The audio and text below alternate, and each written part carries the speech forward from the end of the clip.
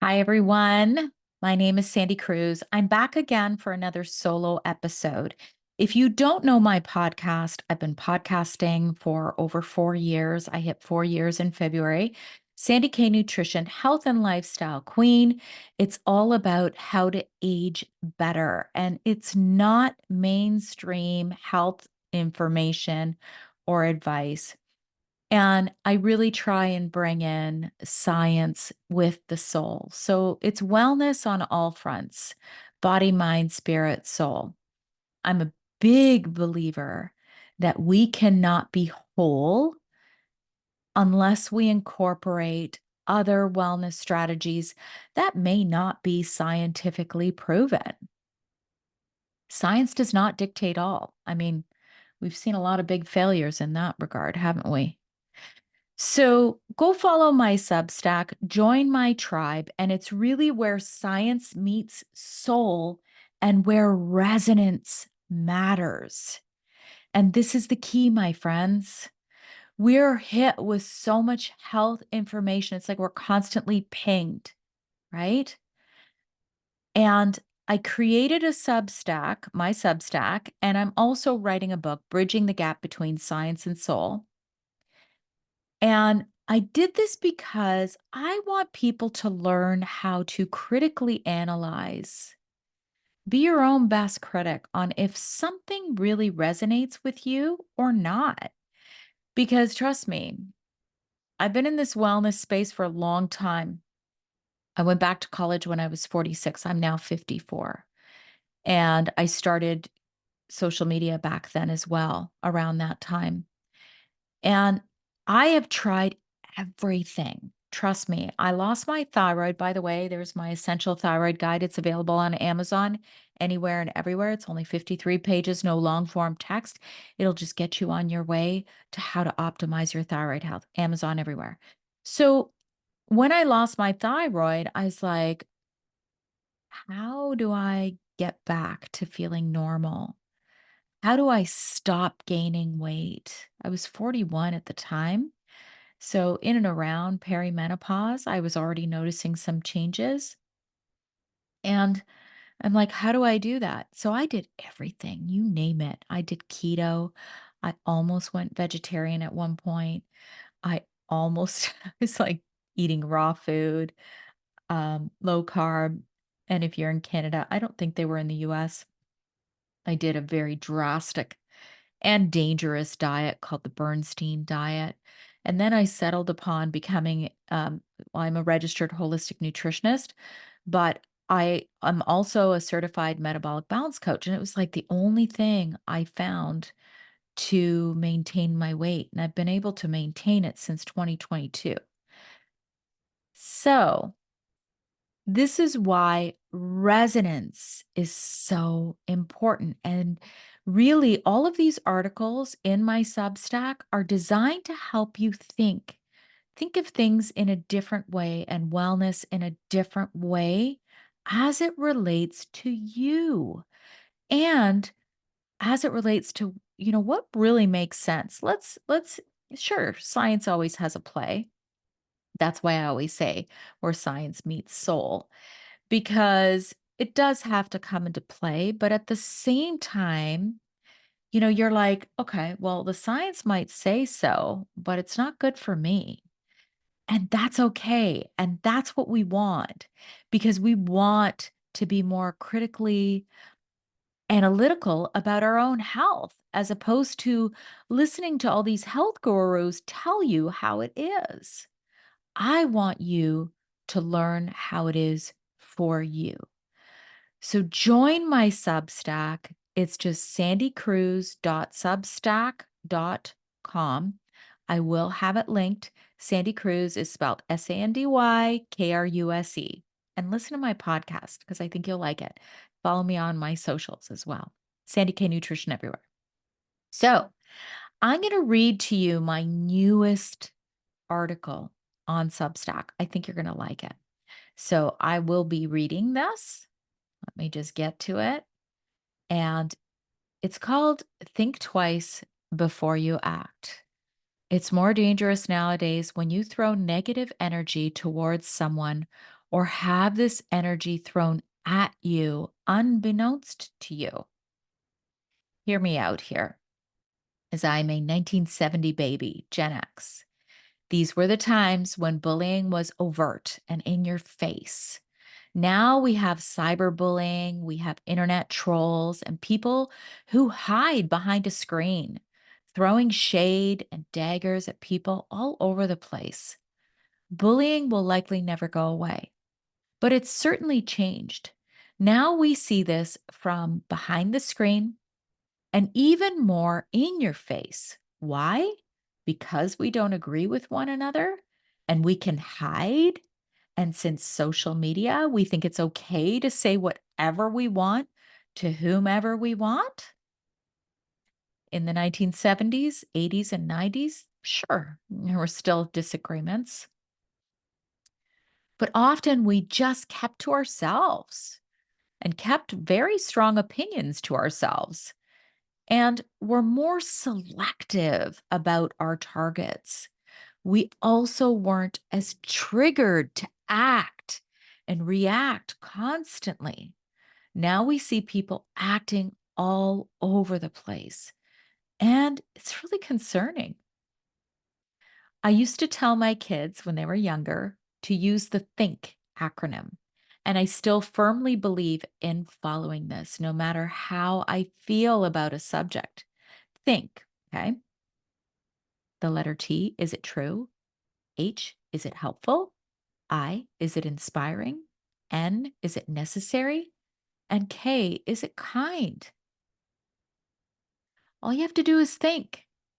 And it's very helpful if everybody did this. The world would be a better place, right? Social media has become a breeding ground for haters, bullies, unwanted opinions, and more. However, I cannot dismiss that it has also created some good in the community and friendships. I've actually made some great friendships through my community. Many people hide behind a screen without knowing who they're hurting or the consequences of their words, actions, or even inaction. In the public eye, we can get offended even when a colleague doesn't like our posts. This is what I mean by inaction. The people on the receiving end of shade often don't even know that shade is being thrown at us. The secret haters, the ones who wish us harm, the ones who secretly want us to fail. There are consequences of being in the public eye and not knowing whose eyes are on you. Look at this. Now everyone can feel what it's like to be a celebrity. This modern form of bullying can be quite detrimental to all of us, and we don't even realize it. Everyone has access to everyone. While I believe most people are inherently good, I don't think everyone wants everyone else to succeed. Greed, envy, and huge egos are rampant, especially concerning health, politics, and religion. When the ego overpowers, we have an imbalance, a problem. Remember, I am all about the balance. While I do feel that ego is a part of human nature, it can be destructive when it's the driving force of who you are. All ego driven individuals eventually fall. This is a karmic law I believe in. People were more selective with who they bullied back in the day. You couldn't throw shade at 50 people a minute when it had to be in person, like you can on social media. Accessibility through social media is a problem. Okay, this might be random, but have you ever heard of an egg cleanse? This was suggested to me by someone with whom I had an Akashic Records reading. I recorded an exciting episode on opening up your Akashic Records with Maureen St. Germain.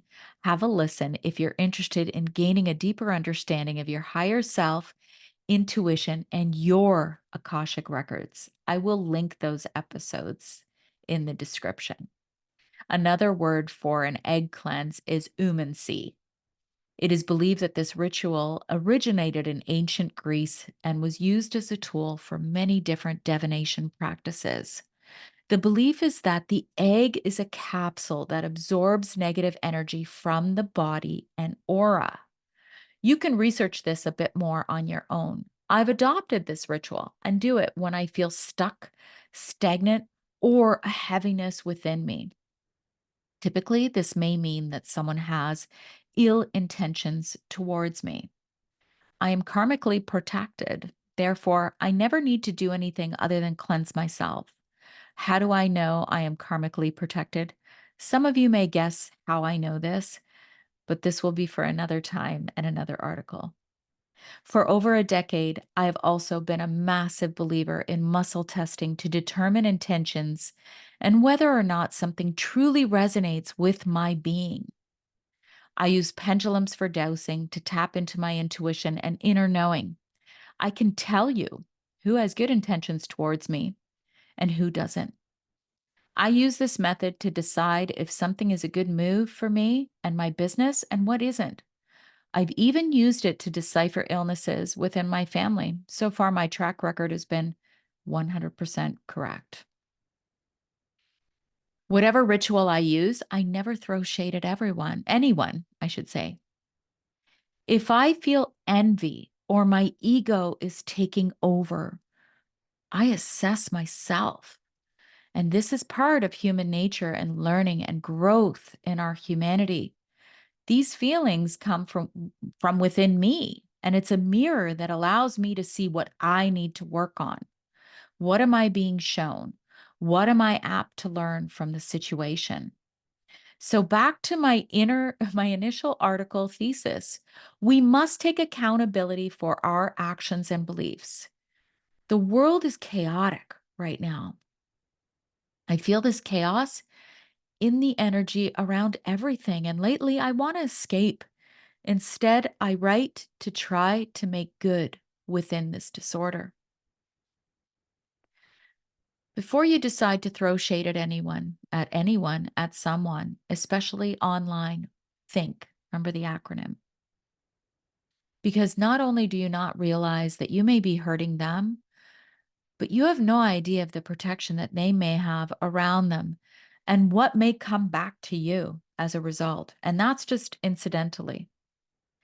If you are in the health and wellness space, think about your intentions. Are you acting mostly from ego or greed? Or are you truly trying to make this world a better and healthier place? When we act out of goodness as a collective, the collective flourishes. I will leave you with a story. Last week, I was walking my dog in the park. Three young teen boys were at the park staring at me as I walked, and they sarcastically said, "Hello." I swiftly said hello and kept walking. As I walked by, they yelled out at me, "Where is your hijab?" You can see I'm a white woman. This comment was not meant to be kind in any way. I kept walking. They kept yelling out louder and louder after me. "Where is your hijab? Put on your hijab." Laughing, mocking.